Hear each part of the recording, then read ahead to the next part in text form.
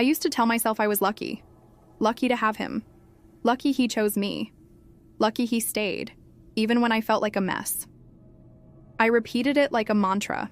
Didn't even realize it was code for I don't think I'm enough. Looking back, it didn't start with betrayal. It started smaller than that, with pauses, silences that didn't used to be there. A text left on delivered a bit longer than usual. Plans that were suddenly up in the air. I'd brush them off, call myself dramatic. He'd kiss my forehead and say, "You always overthink, babe." And I'd nod. Of course I did. I overthought everything. There was a time I knew every inch of him. The way his voice softened when he was tired, the look he gave when he was about to tease me, how he always tapped twice on the side of his glass before taking a sip. I knew him like I knew the back of my hand. And then, suddenly I didn't. He started using his phone more, but only when I wasn't looking. The passwords changed, first on his laptop, then his phone. I asked about it once and he laughed. "Paranoid much?" he said, grinning like it was adorable. I told myself he was just being private. People are allowed to have boundaries, right? But then there was that night. God, I remember it too well. We were at his mate's birthday. I was sitting next to him, holding his hand, and this girl walked in. She was stunning, don't get me wrong. Tall, glowing skin, confidence that could knock down walls. The moment she saw him, her whole face lit up. He let go of my hand before I even noticed, and when I looked up, he was already halfway across the room, hugging her like he hadn't seen her in years. I laughed. Out loud. Because I felt so stupid. No one else noticed, or if they did, they said nothing. That's the thing about people. Most won't interfere unless it's bleeding and obvious. Later that night, I brought it up. Gently. I said I felt a little weird about how close they seemed. His expression changed in that blink of an eye way. The softness vanished. "She's just a friend, babe." Jesus. You're imagining things. Those words. You're imagining things. He said it like it was a fact, not a defense. Like I was malfunctioning. I didn't cry. Not then. I smiled even. Told him I was just being silly. He kissed my cheek and went back to scrolling. I stared at the floor, swallowing something I couldn't name, but deep down, a flicker had started. It wasn't rage or pain or anything dramatic. It was just awareness. Something small, quiet, a gut feeling I'd spent years learning how to ignore. And that night, it whispered to me, "You're not crazy. You're not imagining this. You just don't want it to be real." I didn't sleep well. People always say, trust your gut. But what if your gut has been wrong before? What if it told you someone loved you and they didn't? What if it whispered, "He's the one," and he turned out to be this? That's the trick, isn't it? When you've gaslit yourself for so long, you become your own unreliable narrator. Still, I started noticing more things. Little cracks in the version of us I used to brag about. We weren't laughing as much. Conversations felt like admin. His touch became functional. Like he was ticking a box, not reaching for me because he wanted to. I used to fall asleep, wrapped in him. Now I fell asleep first, hoping he'd come to bed eventually. Sometimes he didn't. And when he did, he smelled different. I asked him about it once. Why he'd been staying out so late. Why his scent had changed. New cologne? Different shampoo? I kept it light, playful, but his jaw tightened like I'd just accused him of a felony. "Seriously?" he said. "You're doing this again? You've got to stop inventing drama." There it was. Again. You're imagining things. I didn't say anything else that night. I just curled up and stared at the wall and let that sentence echo in my brain, like static. It felt like being gaslit in HD. I started doubting everything. My memory, my senses, even my sanity. I downloaded a journaling app, started tracking the moments that didn't add up. Not because I wanted proof, at least not yet, but because I needed to feel tethered to reality. I needed something to counterbalance the guilt he was subtly sewing into my skin. A week later, I found a message on his laptop. He'd left it open, which was unusual. Maybe he got careless. Maybe he wanted me to see. It wasn't scandalous, not in the soap opera way. It was simple. A string of messages between him and someone saved as L. Can't wait to see you again. She's been extra clingy lately. Probably suspects something. You're worth the risk. X, my hands shook. Not from rage, not even heartbreak. From relief. Relief that I wasn't losing it. I screenshotted everything. Every message. Every timestamp. I sent them to myself. Created a new folder. Titled it Imaginary Things. That same night, he came home and kissed my forehead like nothing had happened. Sat on the couch. Put on our show. I sat next to him, acting like everything was fine, because now I wasn't looking for answers. I was building my case. You see, some people catch fire and burn everything down the moment they're betrayed. Me? I take notes. I wait, and then I publish. There's this lie women are taught to believe. Not all at once. Slowly, softly. It sneaks in through movies and mothers and quiet sighs from older women who know better. Be patient. Be understanding. Be the bigger person. So I was. When he canceled dinner, again, I nodded. When he turned his phone screen away while texting, I smiled like it didn't twist my stomach into knots. When he said I was imagining things, I let him believe I believed him, because I knew what I was doing. I wasn't just collecting proof anymore. I was collecting power. I kept waiting for him to trip, and he did. Over and over. New messages. Airdropped photos. Voice notes he forgot to delete. He was reckless, like I was too stupid or too soft to do anything with the truth I now held. But here's what he forgot. I'm not the girl who waits around for closure anymore. I started writing the blog on a Sunday. A plain, gray afternoon, the kind of day nobody remembers.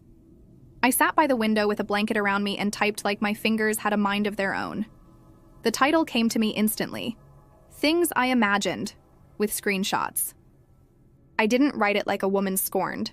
I wrote it like a woman who had finally sobered up from the dream she'd been sold. I started from the beginning. The dinner date he skipped to work late. The perfume I didn't own on his shirt. The messages, the silence, the audacity. I included timestamps, photos, conversations. Not in a bitter, claw your eyes out way, but in a you need to know what this looks like way. Because I knew it wasn't just my story. It was ours, yours, hers. The thousands of women gaslit into believing their intuition was paranoia. As I wrote, I wasn't angry. I was calm, sharp. I was operating like someone assembling a thesis. It wasn't revenge, it was revelation. I wanted people to read it and say, God, I thought I was the only one. I didn't even put his name in it. I didn't need to. The truth has a tone, the kind people recognize instantly, the kind that sticks. That night I made him dinner, set the table like normal. We ate in silence. He told me about his day, some rubbish about client meetings and traffic. I nodded. He said, "You're quiet." I smiled. Just tired. He reached for my hand, completely unaware that my blog was already scheduled to go live at 7 a.m. The world was about to meet the woman he thought would stay silent. My alarm went off at 7:05 a.m. I didn't even need to check my phone. I knew. I got up, made coffee, and opened the curtains like it was any normal day, except it wasn't. Not for him. Not for me. Not for the thousands of people who were, in that moment, clicking on my words, zooming in on the screenshots, and realizing that their gut feelings had names, dates, and digital receipts. By 8:00, it had 2,300 views. By 8:07, my inbox was full. By 8:12, someone had posted it on Twitter with the caption, "This woman didn't just spill tea, she set the whole table on fire." By 8:30, he still hadn't noticed. He was in the shower, singing like the world wasn't shifting beneath him. It was surreal, watching him walk around shirtless and smug while my blog exploded on the internet, like a man casually walking through a burning building. Only difference was, this time, I lit the match. I sat on the sofa, phone in hand, watching the numbers jump, the comments, the shares, the DMs. Most were from women, strangers, friends I hadn't spoken to in years. Even a couple of old classmates who wrote things like, "Girl, I didn't know it was this bad. Neither did I. Until I laid it all out. Until I saw it through their eyes." He came out of the shower, towel slung low, and smirked like he always did. "Morning, babe," he said, kissing my forehead. I didn't flinch. Didn't smile. Just sipped my coffee. I was waiting, and then his phone buzzed. Then buzzed again, and again. Until the buzzing was constant. At first he ignored it. Then came the ping he couldn't ignore. His mate sent him the link. No subject. Just the title. Things I Imagined, with screenshots. He went pale. He clicked it. And silence. You could have heard a feather drop, or my heartbeat, or the tiny, fragile sound of his ego shattering like glass. He turned to me, eyes wide. "You did this?" I didn't even look up from my phone. "Did what?" he stammered. This blog, this betrayal." I actually laughed. "Betrayal? You gaslit me for months, and now you want to talk about betrayal." He ran a hand through his hair, pacing. "You've ruined my life." "No," I said, setting my mug down. "You ruined your own life. I just wrote about it." His phone rang again, his mom this time, then his boss, then his ex, who apparently also read it and commented, "Wow, glad I dodged a bullet." He stood there like the floor had disappeared, like the world had flipped. He finally said, "You embarrassed me." I looked him dead in the eye. "No, I exposed you. You just thought I'd never have the nerve. And the truth is, I might not. Have. Not before. Not when I still thought loving someone meant letting them lie to you and calling it patience. But I wasn't her anymore. I was the girl who wrote the blog. The thing about going viral is that you don't just get views, you get opinions. Everyone with a Wi-Fi connection feels entitled to weigh in on your life. They tear it apart, twist it, offer their advice like they know you better than you know yourself. But the part that hit hardest? The messages from women. From strangers who said things like, "You're so brave. I thought it was just me. I wish I had your courage." There was something so freeing about it. Like I wasn't alone anymore. Like all the years of doubting myself, of wondering if I was imagining it all, had been erased in a single blog post. In a few screenshots that painted a picture I couldn't deny anymore. As for him, well, he was a wreck. At first, he tried to do the thing that always worked. He guilted me. "I can't believe you did this. After everything we've been through? After I gave you everything?" "Everything?" I raised an eyebrow. "What exactly did you give me again?" He spluttered. "I gave you my trust." "Your trust? Or your lies?" He couldn't answer that. He was too busy pacing the living room, phone glued to his ear, talking to a lawyer about how to sue me for defamation. His hands shook. His face was a mask of disbelief. He was the victim now. The poor, betrayed boyfriend who'd been wronged by me. It almost made me laugh. Almost. The comments section was full of them too. His friends, family, the people who still thought he was the sweet, charming guy from the beginning. The guy who didn't just lie but manipulated and gaslit me until I didn't trust my own memory. But that wasn't the worst part. The worst part was when he started showing up at my door.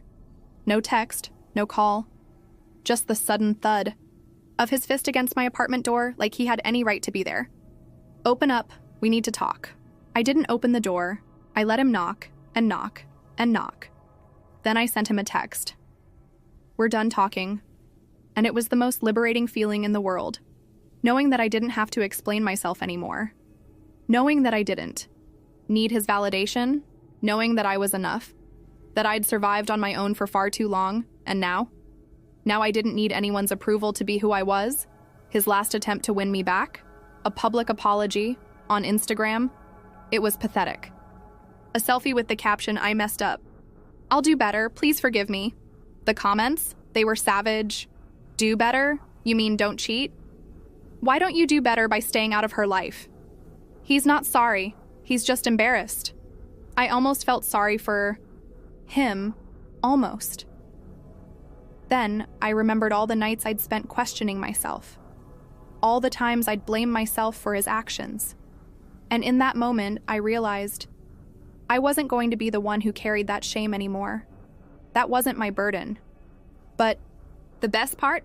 He couldn't undo what I'd done. The blog was out there, forever. People had shared it. Screenshots of his texts, his lies, his gaslighting. It wasn't just a post. It was evidence. Proof. And once the truth is out there, you can't put it back in the box. He'd tried to gaslight me into believing it was all in my head, that I was imagining things, but I wasn't imagining anything anymore. It's strange, you know, how people expect you to grieve the end of a relationship, how they expect you to cry, to feel heartbroken, to make some dramatic exit that somehow proves you cared enough to be hurt. But the truth? The truth was, I didn't feel sorrow. I felt relief. I'd been carrying this weight for so long, this constant question of whether I was crazy, whether I was overreacting, whether my instincts were just wrong. And now that it was over, now that I'd proven to myself and everyone else that I wasn't imagining things, I felt free. Free from the chains of his lies. Free from the constant worry about whether I was enough. The first time I logged back into my blog after everything exploded, I saw the flood of comments. Messages from people all over the world. Some supportive, others, predictably, blaming me for airing out dirty laundry. But for the first time, I didn't care what they thought. I wasn't here to explain myself. I wasn't here to make anyone feel comfortable about the truth. And then there was a message. It was from him. The text came in late that night, long after I'd turned my phone on silent. After I'd finally closed my laptop and decided to sleep for the first time in what felt like days. Please, we can fix this. I'll do anything. I stared at the screen. I could practically hear his voice in my head. Soft, pleading, like he was still the person I'd once trusted. The person I'd thought I'd known. The one who never would have cheated on me. The one who loved me. But that version of him didn't exist anymore. It never had. I didn't even have to think about my response. I typed it quickly, without hesitation, feeling the power in my fingertips, the finality of my decision. Not interested. And just like that, I hit send. Then I went back to my blog. I opened a new post, titled it, "The Truth About Gaslighting," and shared everything. The messages, the proof, the screenshots. Not because I wanted him to see it, but because I wanted the world to see him for who he really was. A liar, a manipulator. Someone who thought he could tear me down and get away with it. But I wasn't the girl who'd let that happen anymore. The next day, my blog went viral again. I guess it wasn't just the screenshots that hit people. It was the fact that I'd fought back. That I hadn't let him get away with it. That I'd taken control of my own story. It wasn't just about betrayal. It was about empowerment. It was about reclaiming what was rightfully mine. By the time I checked my phone, my blog had reached an audience I never expected. People were reposting it, sharing it with hashtags like Tanj Gaslighting Awareness. Women from all over were telling their stories. Telling my story, too. We were all speaking up together, creating a space where silence was no longer an option. And as for him, he was trending too. Not because anyone cared about his apology, but because they were exposing him for what he truly was, a coward. A man who couldn't take responsibility for his actions. A man who thought his lies could tear me down, but in reality, they had only built me up. So I sat there in front of my laptop, looking at the thousands of people who had joined my cause, and I realized something. This wasn't the end. It was the beginning. And I wasn't afraid anymore. Not of him, not of anyone. I wasn't imagining anything anymore. I was living my truth. I wasn't surprised when the invitation came in the mail. It had a classy design, something my mother would pick, all elegant in her eyes, but too stiff for me to ever get used to. Thick paper, embossed edges, the whole thing screaming, "We're a proper family." I suppose that's how she sees us, I imagine she'd want everyone to think we are. But if I'm being honest, it felt more like a formality than an invitation. A routine, more than anything, like clocking in and out of a shift. I was just expected to show up. And when I didn't, well, I wasn't missed. At least not enough to be included.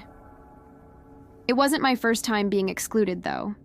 I could tell by the way her handwriting looped around the edges of the invitation that I wasn't on the list.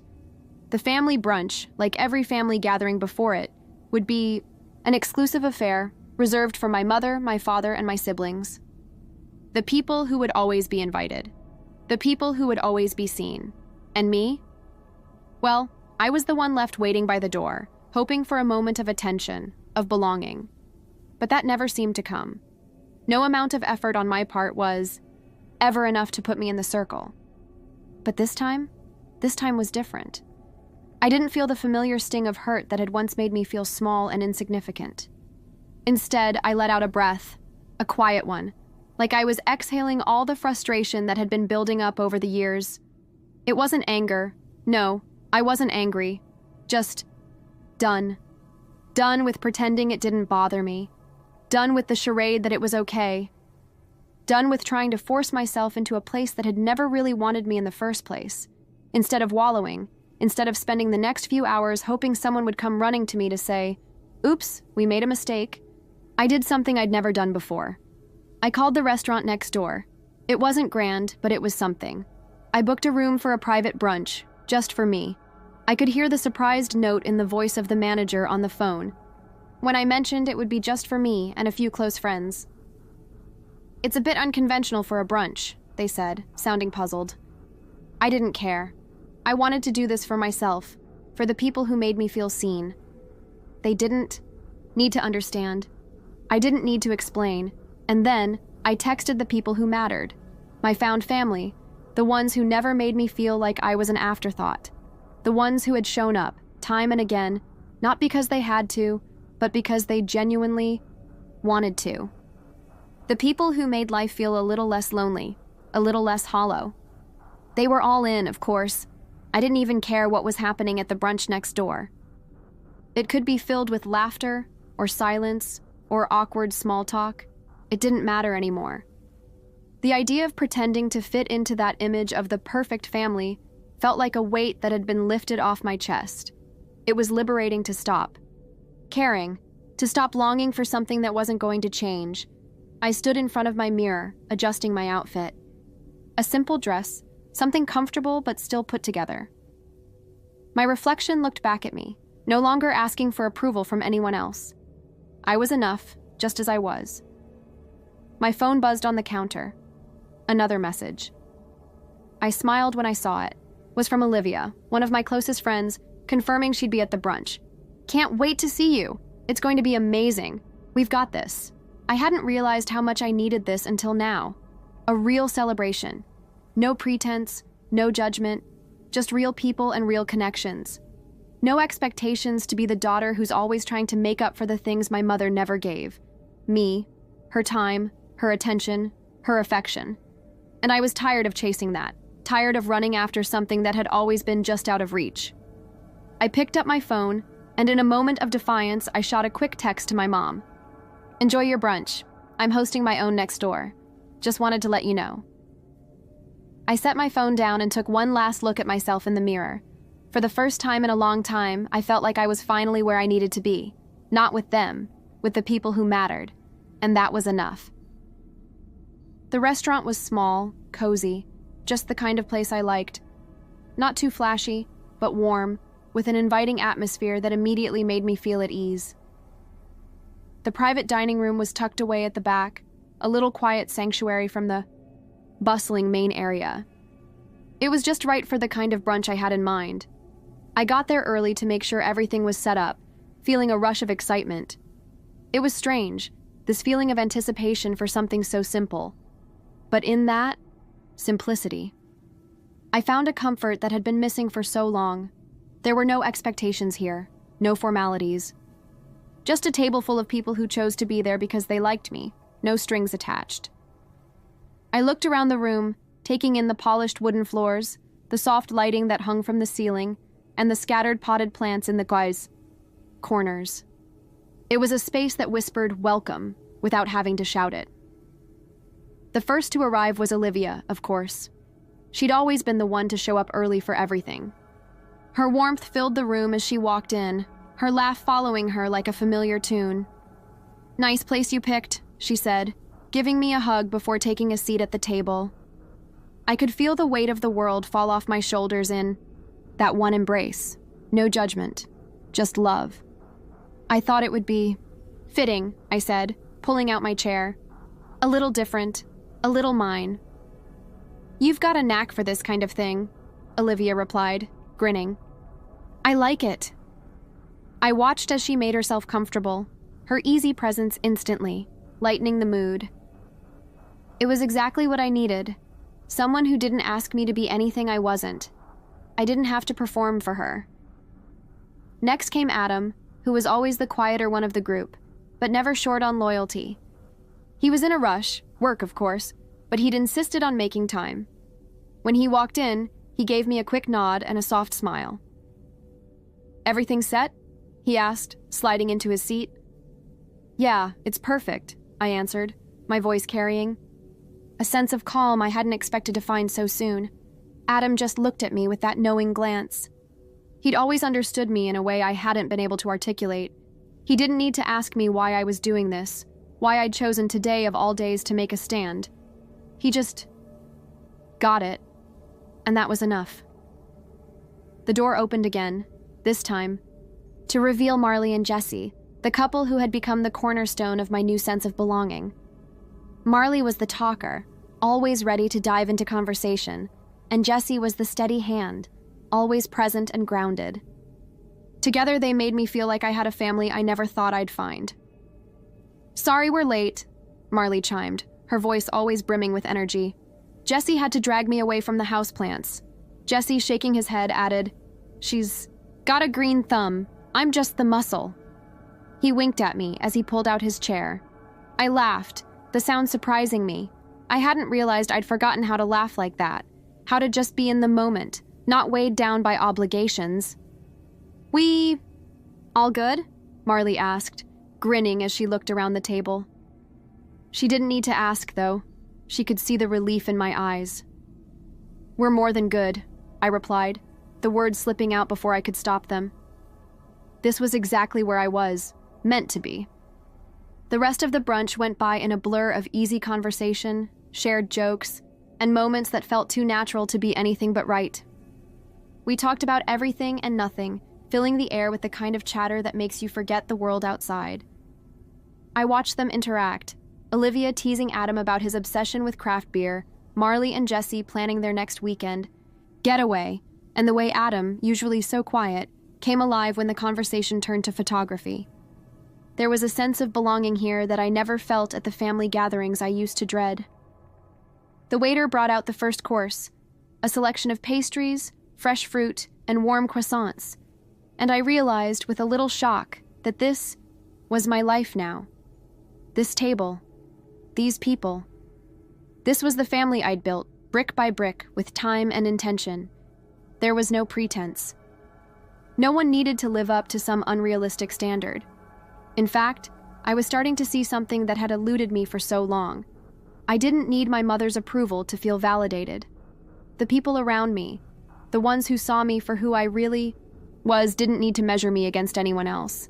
They just loved me, and that was enough. At some point, I realized I hadn't even thought about the brunch next door.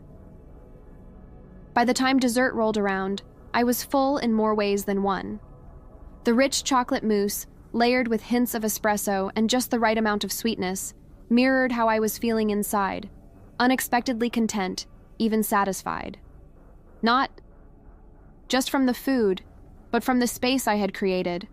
A space where the weight of expectation didn't sit on my shoulders, where I could just be. The conversation had turned to future plans, as it often does when friends come together. Marley was planning a road trip up the coast with Jesse, Adam was talking about some freelance project he was working on, and Olivia was talking about finally taking that yoga retreat she'd been promising herself for months. I couldn't help but listen, my mind drifting between their words, but not because I wasn't interested. It was more because I was processing something, a realization that had been slowly unfolding throughout the day. These people, they weren't just my friends. They were family, the kind of family you choose, not the kind you inherit. As I sat there, watching them laugh, watching the way they leaned into each other's stories, I couldn't help but feel an overwhelming sense of gratitude. These weren't just guests at a brunch I had thrown out of spite or loneliness. They were my tribe, the ones who'd held me up when I had no one else. I leaned back in my chair, letting the moment sink in, feeling the steady rhythm of the laughter around me like a lullaby. It was so different from the hurried, forced smiles I used to put on when my mother made an announcement, or the strained silences that filled every corner of our family dinners.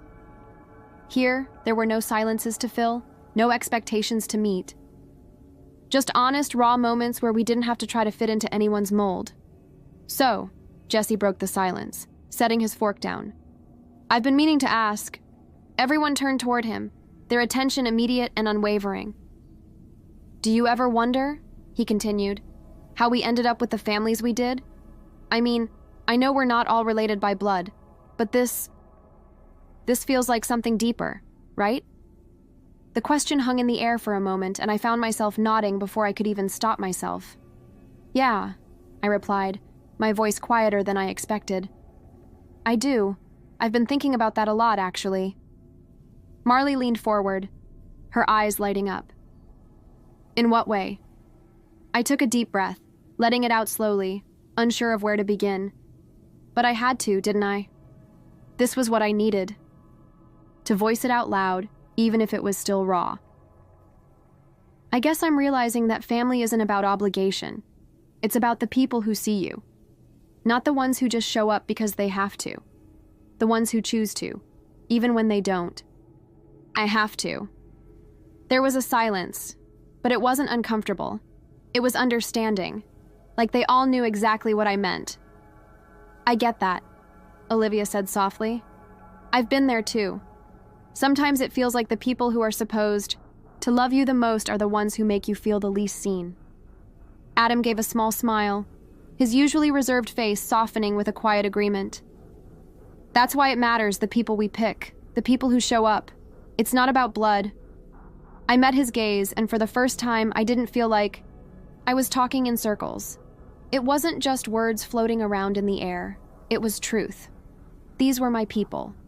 And they didn't need to apologize for the fact that they didn't come from the same bloodline. They had chosen me, and that meant everything. We're our own family, Jesse said, his words punctuating the moment with a gentle finality. We get to decide what that looks like, and right now it looks pretty damn good. I couldn't help but laugh softly, the sound of it bubbling up from somewhere deep inside me. It felt like a release, a moment where all the tension I had been carrying had finally been let go. That it does, I agreed, my smile broadening. We fell into another comfortable silence, each of us lost in our thoughts. For a long while, I was content to just sit there, surrounded by my chosen family, letting their presence fill the space in ways I never thought would happen.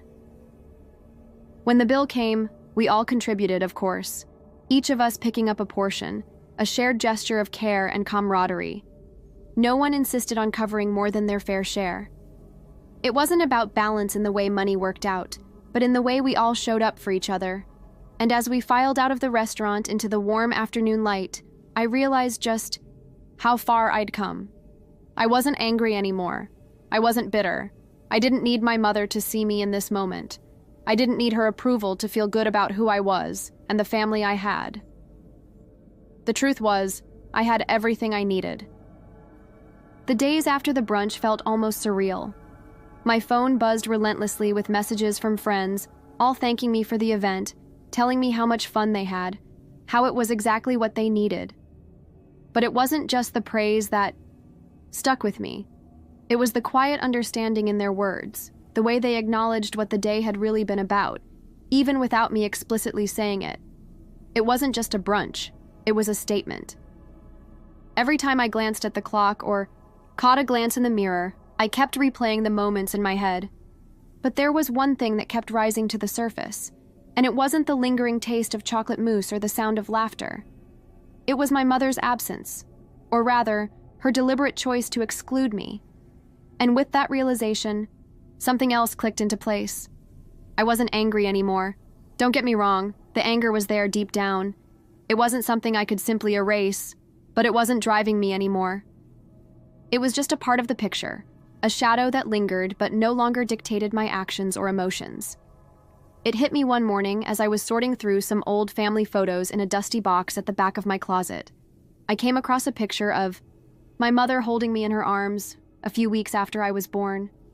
In it, she had this radiant smile, a softness I rarely saw anymore.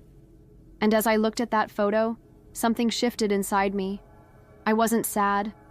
I wasn't resentful. I was just letting go. It was like a sudden understanding that I didn't need to fight for her attention anymore. I didn't need to hold on to the hope that someday, maybe, she would see me for who I truly was.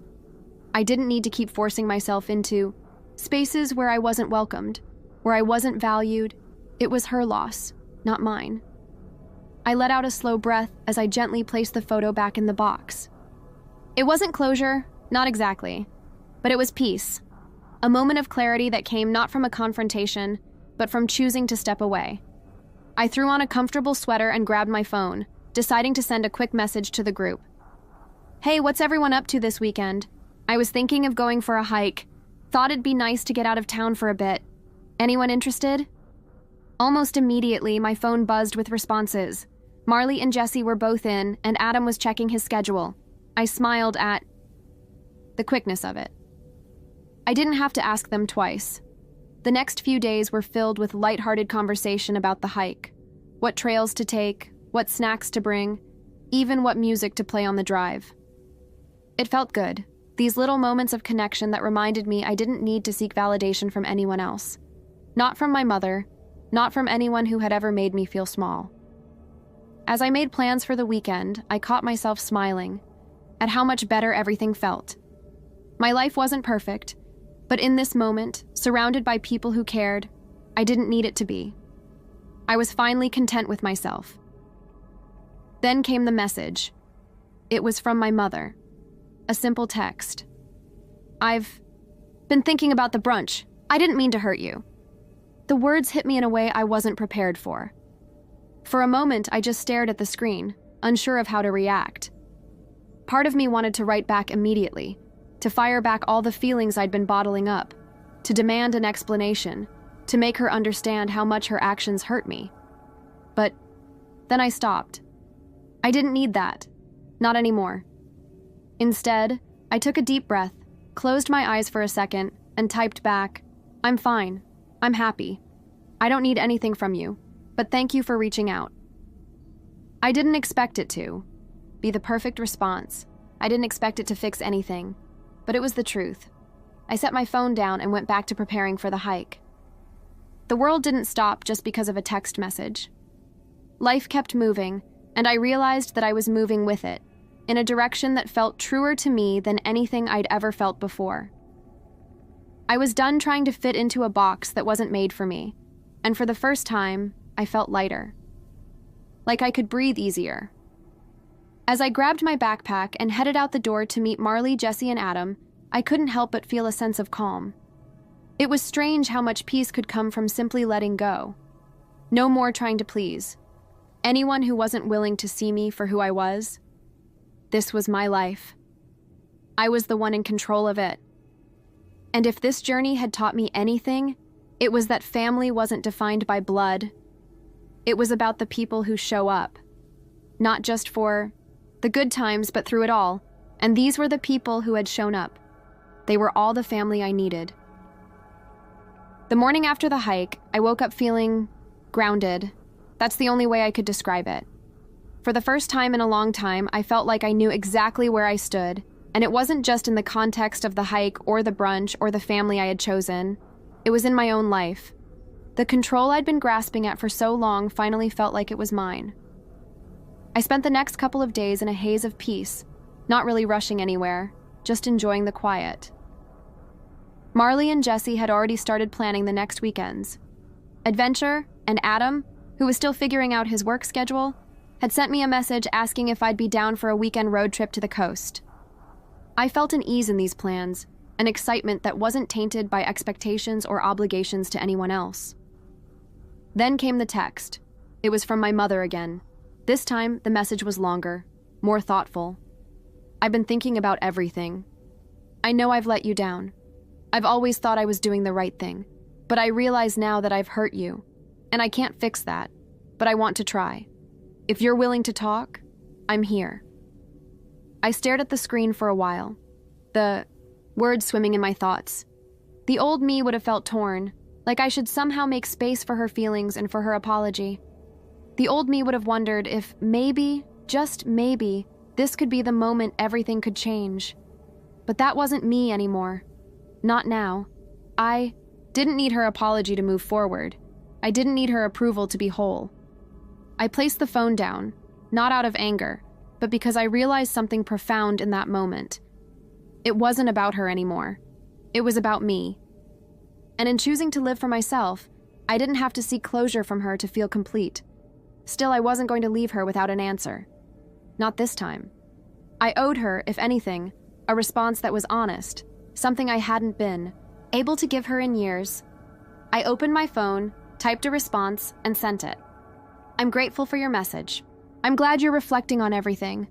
But right now, I don't think I'm ready to have that conversation.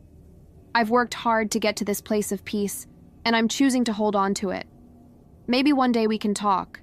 But for now, I need to keep going forward, on my terms. I didn't expect her to respond right away, and I didn't. But I felt good about it. No guilt, no second guessing, just peace. The next few days were filled with the usual bustle of life, work, friends, the simple things that made everything feel normal. But something was different. There was a lightness in my steps, a weight I hadn't realized I'd been carrying that was now gone. Then, on Thursday evening, I received an unexpected invitation. It was from Jessie. There's a pop-up gallery opening on Saturday. Want to come with us? I know it's not your thing, but it might be fun.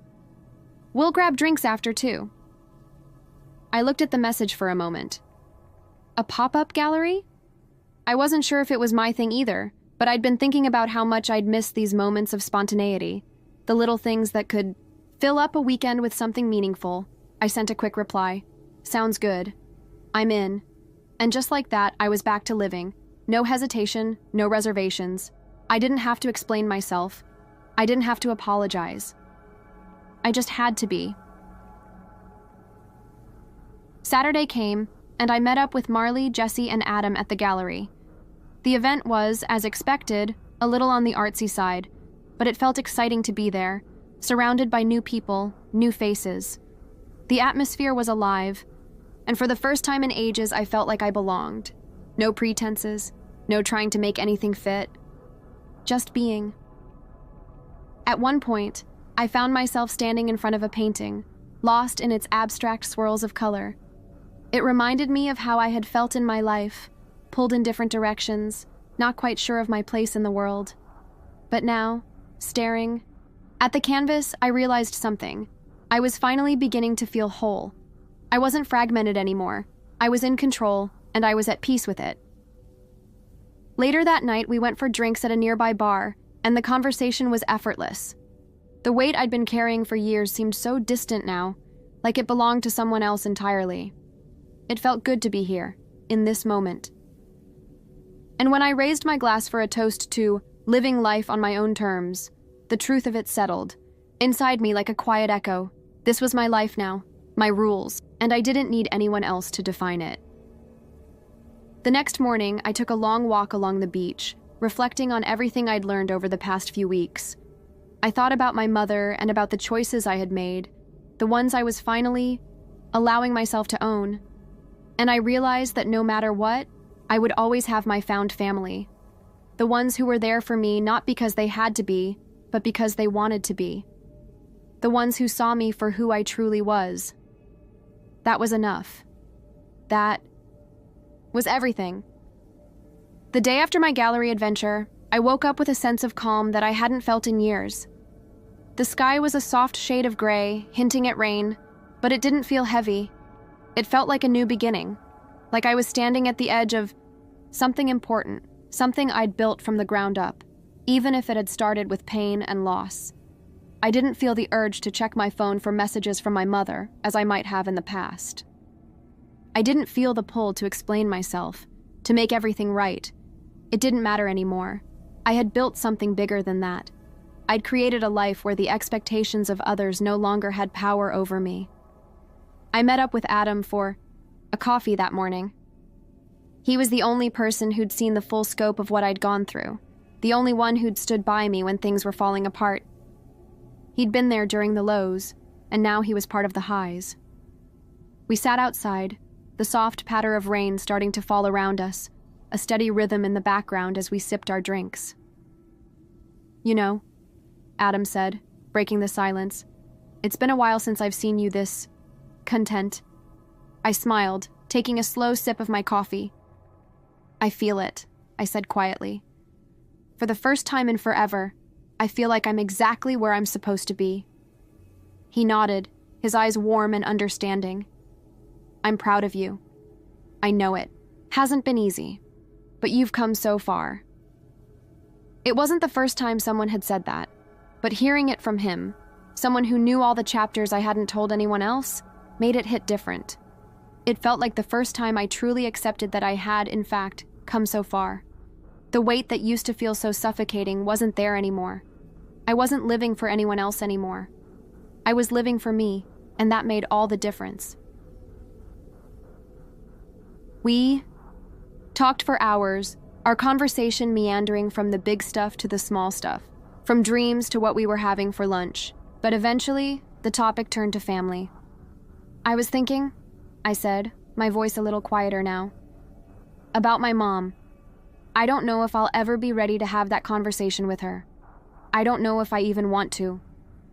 Adam raised an eyebrow, his expression curious but not judgmental. "You don't have to talk to her if you're not ready. You know that, right?" I nodded, looking down at my cup.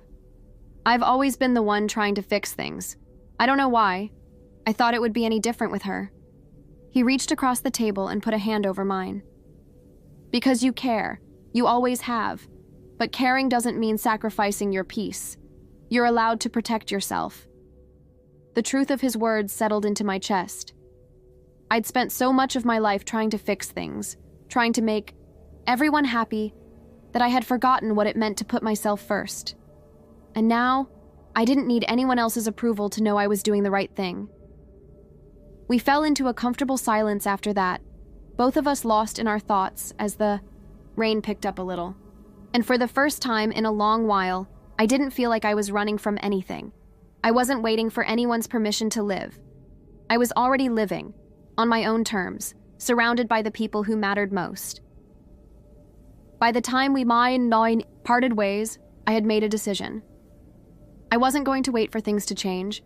I wasn't going to wait for anyone to come around. I had built something new, something stronger than I had ever imagined, and it was mine. The next week, I found myself sitting in a cafe with Marley, Jesse, and Adam, our usual weekend ritual. But this time, there was a new energy in the air. It wasn't just about the day-to-day, work, family, plans. It was about something bigger, something we were all in together. We talked about the future, about the trips we wanted to take, the lives we wanted to build. We laughed and joked as we always did, but it felt like we were laying the groundwork for something real, something lasting. Afterwards, I went for a long walk through the city, the streets busy, but not overwhelming. I passed the restaurant where I'd held my own brunch, the one that had sparked this entire shift. The windows were fogged up with rain, but I could still see a faint reflection of myself, standing there, looking back at how far I had come. I smiled to myself. I wasn't invisible anymore. I wasn't waiting for anyone to choose me. I had chosen myself, and that was enough. It was supposed to be perfect. My birthday, our thing. A day just for us, he promised.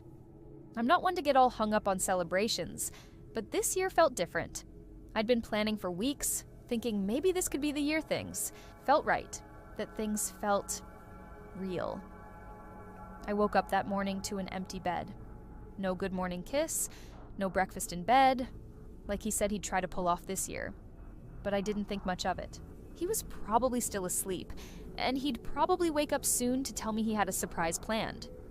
I told myself that. I convinced myself that, whatever it was going to be a good day. I was going to enjoy it, even if I had to make my own fun. But hours passed, and I felt my optimism slowly deflate. By noon, I'd texted him twice and called him 3 times. Nothing. Just silence. At first, I told myself it wasn't a big deal. He's probably busy, maybe at work. Maybe he had something planned and didn't want to spoil the surprise. But as the hours ticked by, that little voice in the back of my mind began to get louder. Maybe he just forgot. I puttered around the flat, trying to occupy myself. I told myself to relax. Have some tea, read a book, do something. Anything to take my mind off the strange, hollow feeling that was growing in my stomach. But nothing worked. I went from one distraction to another, hoping the phone would buzz with a text or a missed call. It didn't. By the time the clock hit 4, my optimism had all but evaporated. I'd dressed for dinner, even though I hadn't heard from him. I pulled on my favorite black dress, the one I wear when I want to feel special. I even did my makeup, hoping he'd pop up at the last minute with some sort of grand gesture. But deep down, I knew it wasn't coming. I stood in front of the mirror, adjusting my lipstick, and I tried to convince myself that this was all just one big misunderstanding. Maybe there was some sort of emergency, maybe something came up that he couldn't explain right now. He's always been a bit disorganized, I thought. But that didn't feel like the real reason. There was something else there, something deeper, gnawing at me. The phone sat on the counter, screen up. Silent, I could feel my pulse in my fingertips as I picked it up, hesitated for a moment, and then dialed his number again. It rang once, twice, 3 times, and then to voicemail. I cursed under my breath, shoving the phone back onto the counter. I wanted to scream. I wanted to throw the damn thing across the room. I could feel the lump forming in my throat, a mixture of anger, hurt, and confusion, all churning together in a way that made it hard to breathe. What the hell is going on? My thoughts were racing, trying to find an explanation that made sense. But nothing added up. He'd promised. He'd promised we'd make this day special. He'd promised he wouldn't leave me hanging. I looked around the apartment, at the empty space where his jacket usually hung, at the couch where we'd watch movies on lazy evenings. Everything felt quieter, emptier, and still, no text. No call. 7 p.m., I'd all but given up. The day was practically over. I'd eaten dinner alone, as I had every year before. But this time it felt different. It felt like I'd been waiting for something that wasn't coming. Maybe it was time to face the truth. I reached for my phone again, half expecting a message, half expecting it to stay silent. I checked my inbox. Nothing. Just a reminder about my friend Claire's birthday next week. Not even a birthday wish. From him. Nothing. It was then that I felt it. The slow, sinking realization that something wasn't just wrong with the day. Something was wrong with us. I went over everything in my head. His moods, his absence in the last few weeks, how he'd been pulling away more and more. And I couldn't stop the thought from crossing my mind. What if he doesn't want this anymore? What if he doesn't want me? I closed my eyes, trying to fight the tears that were threatening to fall. I wasn't supposed to feel this way. Not today, not on my birthday. But here I was, alone, in a room that suddenly felt too big, too empty, too quiet. And just as I was about to tell myself that it was all in my head, that maybe I was overthinking it all, I got the notification. It was from Instagram. A post, tagged, in a location I didn't recognize. Him, in the photo, laughing, his arm around someone else's shoulders. The screen flickered, and the reality of it hit me like a punch to the chest. It was her, a woman I didn't know, a woman I'd never seen before. And there it was, clear as day. My stomach turned as I slowly scrolled through the photos, the ones that clearly showed them together. smiling like nothing in the world mattered except for them. The realization settled in. The truth I had been avoiding. He wasn't just absent on my birthday. He was with her, and suddenly, everything felt so painfully obvious. The missed calls, the unanswered texts, the time I'd spent waiting for him, believing he was just going through some sort of rough patch. No, this wasn't a rough patch. This was him with someone else. I stared at the photos for a moment longer, my mind blank, my heart cold. It didn't take long to type the comment. No anger, no screaming, just a simple sentence, the words practically spilling out of me. Thanks for confirming what my intuition screamed. I hit send and sat back, feeling a strange, detached calm wash over me. It wasn't anger that I felt. It was clarity. He'd confirmed it. Everything my gut had been telling me. The hours after I posted that comment were strange, unsettling even. I didn't feel the rush of fury or the wave of heartbreak I expected. Instead, I just felt empty. Like I had finally cracked open a door that had been locked tight, only to find that there was nothing but a dark, hollow room behind it. It was almost as if my body had been preparing for this moment, a waiting game, where I had been holding my breath for too long, and now I was finally exhaling, letting go of everything I'd been clinging to. I didn't bother checking my phone for his reaction. I didn't need to. I could already picture the panic in his voice, the fumbled excuses. I wasn't in the mood for that. I wasn't interested in hearing what he had to say anymore. His words had stopped meaning anything to me the second I saw those pictures. The second I realized that all the promises we'd made to each other were nothing more than empty words. The reality settled in further as I went about the rest of my night, making dinner for one, setting the table like I usually did when I was home alone. It felt weird, though, not because of the loneliness, but because of the silence that seemed to hang in the air. The kind of silence that was heavy, full of things left unsaid, and of truths that no one had the guts to face until it was too late. I ate my dinner with a kind of mechanical precision. I wasn't hungry, I wasn't sad, I was just numb, just getting through the motions. I didn't bother looking for his number in my contacts, didn't bother deleting the texts we'd sent last week, the cute little messages that felt like they came from another lifetime. I didn't feel the need to do any of that. Why would I? It was over. It had always been over, but as much as I told myself that, something inside me still couldn't help but hold on to the tiniest sliver of hope, that he'd explain himself, that he'd finally say something that made sense, something that made everything okay again. I tried to distract myself, but it was impossible to ignore the dull ache in my chest, the one that only seemed to grow.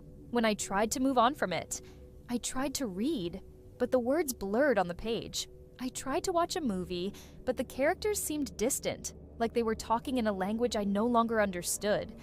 I turned off the TV and just sat there, in the quiet, waiting, and then the phone buzzed.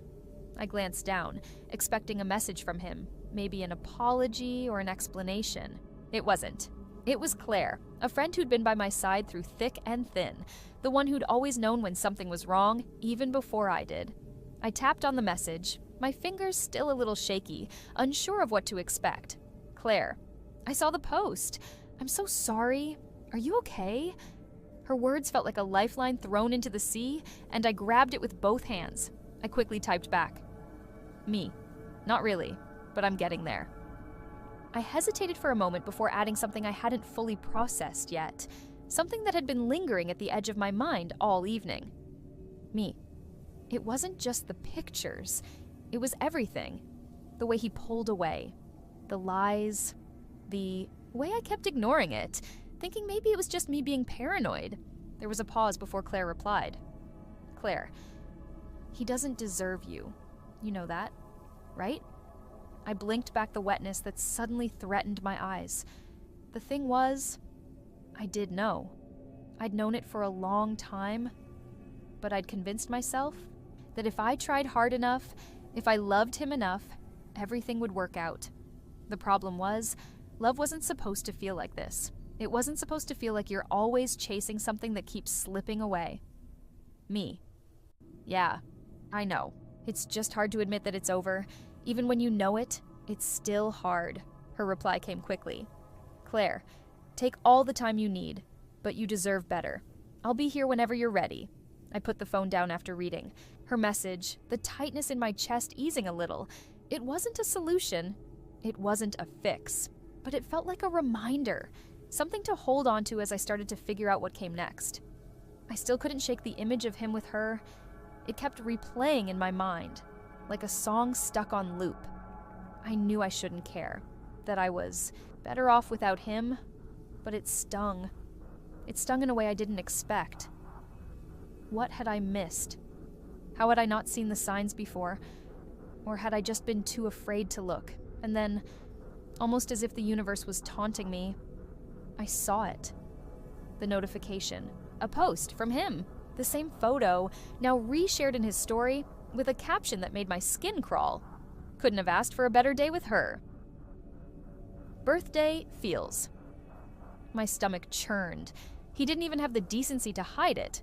The post was right there, in my face, like a slap I wasn't ready for. I sat back, the anger rising inside me, but then the other feeling crept in. That cold, indifferent calm I had been holding on to ever since the pictures had first appeared. It was as though I had already moved past the shock. It was almost too easy to accept what was happening, too easy to see him for what he really was now. But that one line, thanks for confirming what my intuition screamed, it stayed with me. It settled in my mind, a truth I couldn't escape. I wasn't the crazy one. I hadn't imagined it. I had known. Deep down, I had known all along, and now there was no denying it. I left the story on his feed, unread, untouched, like the mess he had made. The night dragged on, but somehow it wasn't as painful anymore. Maybe it was the numbness setting in, or maybe, just maybe, I was finally seeing things clearly. The next morning, I woke up to a quiet house, the sunlight pouring through the window, casting a warm glow across the living room. It felt too peaceful, too serene for what I was going through. It almost felt wrong to have a calm, ordinary day.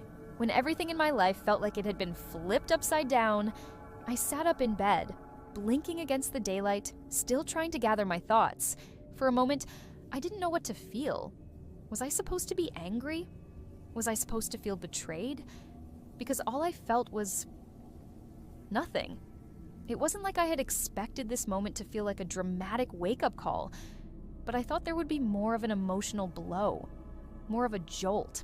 But instead, there was just this strange emptiness that I couldn't quite shake off. I forced myself to get up, making my way to the kitchen to start the coffee machine. I needed the familiar comfort of the routine, something solid to hold on to. I moved mechanically, not really thinking, just going through the motions, as though I were on autopilot. As I poured my coffee, I glanced at my phone. The notifications were relentless now. People tagging me in posts, sending messages, texts I didn't want to read, calls I didn't want to answer. They all knew. They all saw. Claire had already texted me twice more, checking in, making sure I was okay. I had to admit, it felt like everyone else was more invested in this than I was. I opened one message from a mutual friend, Emily, who had also seen the photos. Emily, he's an idiot. You don't deserve this. Let me know if you want to talk. I rolled my eyes. She meant well, but I didn't want pity, and I didn't need the reminder of what I'd lost. I knew what I deserved. I knew I didn't deserve him. But right now, that didn't change the fact that I'd given so much of myself to a relationship that was now a pile of nothing but lies. I set the phone down and picked up my mug, taking a sip, feeling the warmth slide down my throat. It was comforting. It was a simple thing, but it felt grounding, like I wasn't entirely untethered from reality. But then, something shifted.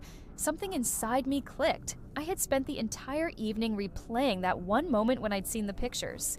The betrayal. The realization that I had been kept in the dark for so long.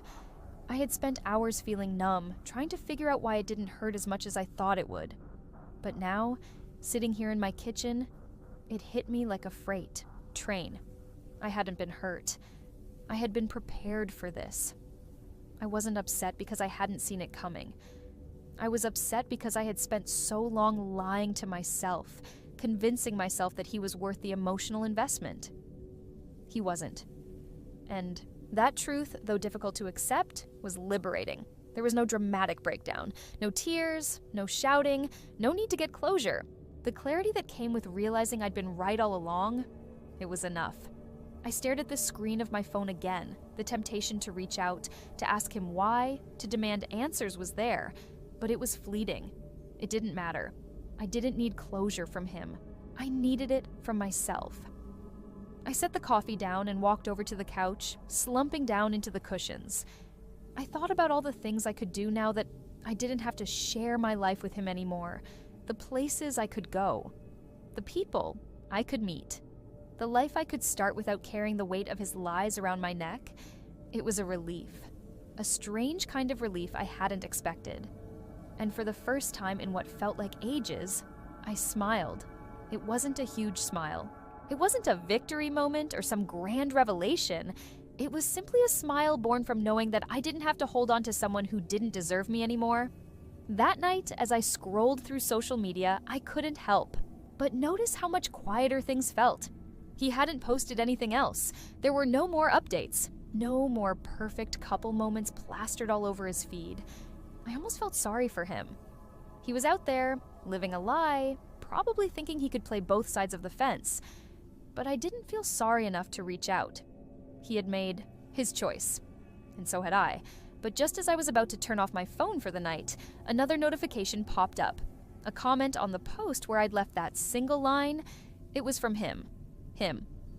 I never meant to hurt you. Can we talk?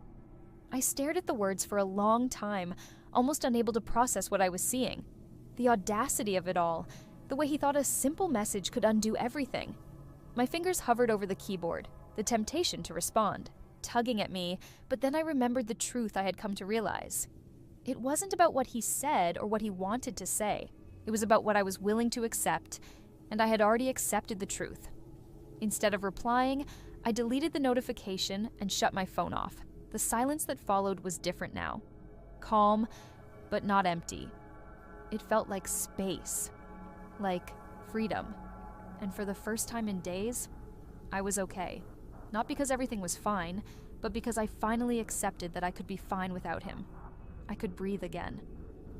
The days after that were strange. Not in a dramatic, life-shattering way, but in a quieter, more unsettling way. It felt like something had shifted in me. I had already made peace with the situation. Or at least, I thought I had. But the more I thought about it, the more I realized just how deep the cracks ran in my relationship with him, and how long it had taken me to truly see them. I tried to focus on other things. Work, friends, the routine that had once felt monotonous, but now offered a strange comfort. But I couldn't shake the feeling that I was on the edge of something bigger. It wasn't just about him anymore. It wasn't even just about the betrayal. It was about everything I had let slide, everything I had accepted out of some misguided sense of duty or love. I sat at my desk, staring at the blinking cursor on my computer screen, unable to concentrate. The constant hum of the city outside my apartment filtered in through the open window, but all I could think about was him. It had been days since I saw that post, days since I deleted his message, but it still hung in the air between us, unspoken and unresolved. A part of me had hoped, just for a second, that maybe he'd come running, apologizing, pleading for a second chance. But another part of me knew how foolish that was. He had already chosen her. I wasn't some backup option anymore. I wasn't even the plan B I had suspected I was for so long. I had always been the afterthought. The more I thought about it, the more I realized how much of myself I had sacrificed for him. My time, my patience, my peace of mind. I had spent so long trying to be the perfect girlfriend, the one who would fix all his problems, the one who would be there when things weren't going his way. And where had that gotten me? It had gotten me to the point where I was questioning everything. Who had I been all those months, all those years? What had I been working towards? What had I been waiting for? The truth settled in, cold and hard. I had been waiting for him to see me, to choose me. But he never would. I was just the person who filled in the gaps when it was convenient, the one who was always there but never quite enough. That wasn't love. I shut my laptop, feeling a wave of frustration build in my chest. I didn't know what I expected from him or anyone else, but it certainly wasn't this. It wasn't silence. It wasn't a string of empty apologies I didn't want to hear. I needed to do something. I grabbed my phone, swiping through my contacts list until I saw her name. Claire. She'd been my closest friend for years, and though she'd been gently reminding me to move on, to let go, I wasn't quite ready. Not yet. I dialed her number, staring at the screen as it rang. "Hey," she answered after a few rings. Her voice light, but with a hint of concern. "Hey," I said, my voice sounding flat even to me. "I need your help with something." "Anything," she replied without hesitation. "What's up?" I took a deep breath, steeling myself for what was about to come. "I think I need to see him. I think I need closure. For myself, you know?" There was a long pause on the other end of the line. Then Claire spoke again, her voice softer now. "Are you sure about that? You know what I think, right? You've already got the closure you need. You don't need to go chasing after him for answers." "I know," I said, running a hand through my hair, "but I just want to walk away with my head held high. I need to be the one to say it's over, for good." "You're already done with him," Claire said gently. "You don't need him to make it official. You've made your decision, and you've already shown him that you know what he did. You've already said enough." I stared at the phone, her words sinking in. She was right. I had already drawn the line. The question was whether I was ready to truly erase him from my life, to fully close that chapter, or if I was still holding on to some last shred of hope that maybe he could redeem himself. But deep down, I knew I wasn't interested in a redemption arc. I didn't need him to apologize. I needed to move on, no questions asked. "All right," I said, exhaling slowly. "No more contact, no more second guessing." "That's the spirit," Claire said, a hint of approval in her tone. "You've got this." After I hung up, I sat there for a few minutes, letting her words settle into my mind. I knew I needed to stick to this, but the temptation to reach out, to check if he'd messaged or called, was strong. I picked up my phone and stared at it, almost willing it to ring, almost waiting for him to come crawling back. But that wasn't what I wanted. That wasn't what I deserved. I stood up, grabbed my jacket, and stepped outside into the cool evening air. The city felt different now, somehow. It felt like a blank canvas, like everything I wanted was possible again. If only I stopped looking back. The past was gone, and the future was wide open. And for the first time in a long time, I felt free. A week had passed since I last saw him, or since I last cared about seeing him.